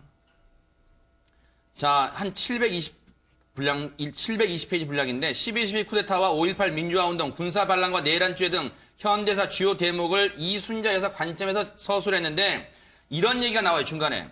저희 때문에 희생된 분들은 아니지만 아니 우리 내외도 사실 5.18 사태의 억울한 희생자이지만 이거 어떻게 봐야 돼요? 자신들도 억울한 희생자랍니다. 5.18 사태. 5.18 사태라고 지금 표현하고 있어요. 또 그리고 말씀해 보시죠. 총 맞아서 죽은 사람이 있는데 총 쏜 사람이 없다는 이야기가 똑같은 이야기 아니겠습니까? 네. 제가 볼 때 정말 후황무치한 이야기입니다. 지금 역사와 법원이 모든 걸 판단을 했습니다. 이미 당시에 실권자였던 전두환 당시 보안사령관이 결국은 이 사태를 일으킨 책임이 있다는 것이 모든 걸 통해 증명이 됐는데 네. 지금 사실은 권력 공백기에 이런 책을 내서 본인은 또 피해자라고 이야기하는 것은 네. 정말 어쩌면 염치가 없다라고 좀 네. 이야기할 수밖에 없죠. 네. 곧 아마 전두환 전 대통령의 그 회고로 또 나온다고 하죠. 네. 그러니까 그러면서 본다면 참 우리가 지금 법을 정말 법치주의가 중요하다는 의미를 다시 한 번 더 되새길 수 있는 그런 기회인 것 같습니다.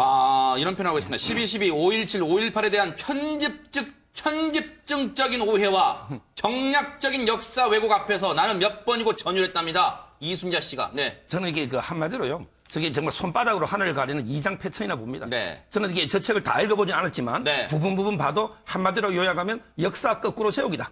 이렇게 봅니다. 네, 바로 세우기가 아니라 거꾸로 세우기. 네네. 노 변호사님, 네네. 이 사건에 대해서 이순자 그 여사의 태도는 기본적인 가치관은 정치 보복을 당한 희생자다라고 하는 프레임 속에 갇혀 있는 것 같아요. 본인이 이제 김영삼 그 전 대통령이 본인들을 정치적으로 희생시켰기 때문에 그런 결과가 나온 것이고, 실제 본인들이 했던 행위에 대해서 너무나도 왜곡된 것들이 많았다라는 것을 사람들이 이제 알리고 싶어하는 부분이 있거든요. 그러면서도 본인이 이제 죽으려고 했다 이런 얘기까지 많이 하면서 동정심을 지금 유발하고 있는 중인데, 그래서 제가 보기에는 아마도 이런 사물을 바라보거나 이 사건에 대해서 좀 정확한 인식을 가지는 태도가 좀 필요하지 않나 생각합니다. 최근에 그 모 언론사가 조사했더니 그 역대 대통령들의 부인들을 호감도를 했더니 이효 여사가 1위고요. 맨 마지막이 이순자 여사였습니다. 혹시 뭐 이 부분과도 관련이 있을까요? 뭐 저는 그렇게 나온 이유가 여기에 있지 않나. 이 책에 그대로 나와 있는 거 아니야. 네. 뭐 이거 어불성설이죠. 지금 역사가 두 눈을 뜨고 부릅뜨고 보고 있는데 이 부분을 이렇게 정권의 어떤 격변기죠. 변화기에서 출간을 함으로 해서 일종의 물타기, 즉 자신들의 어떤 것들을 다시 명분화시키는 뭔가 이렇게 자기들의 편으로 이제 끌어들이려는 그런 노력을 지금 하는 과정이라고 보는데, 저는 이런 것들이 실질적으로 이 5.18에 희생됐던 분들을 두 번 사실은 죽이는 일이 되는 것이고, 지금 전두환 전 대통령이라든가 그분들을 용서하기 더 어려워지는 장면이 아닌가, 이런 좀 안타깝고 굉장히 좀 분노스러운 마음이 좀 듭니다. 네. 가만히 있으면 중간이라도 간다는 말이 왜 갑자기 떠오르는지는 모르겠습니다. 자, 뉴스특보 여기서 마치겠습니다. 함께해 주신 여러분 고맙습니다.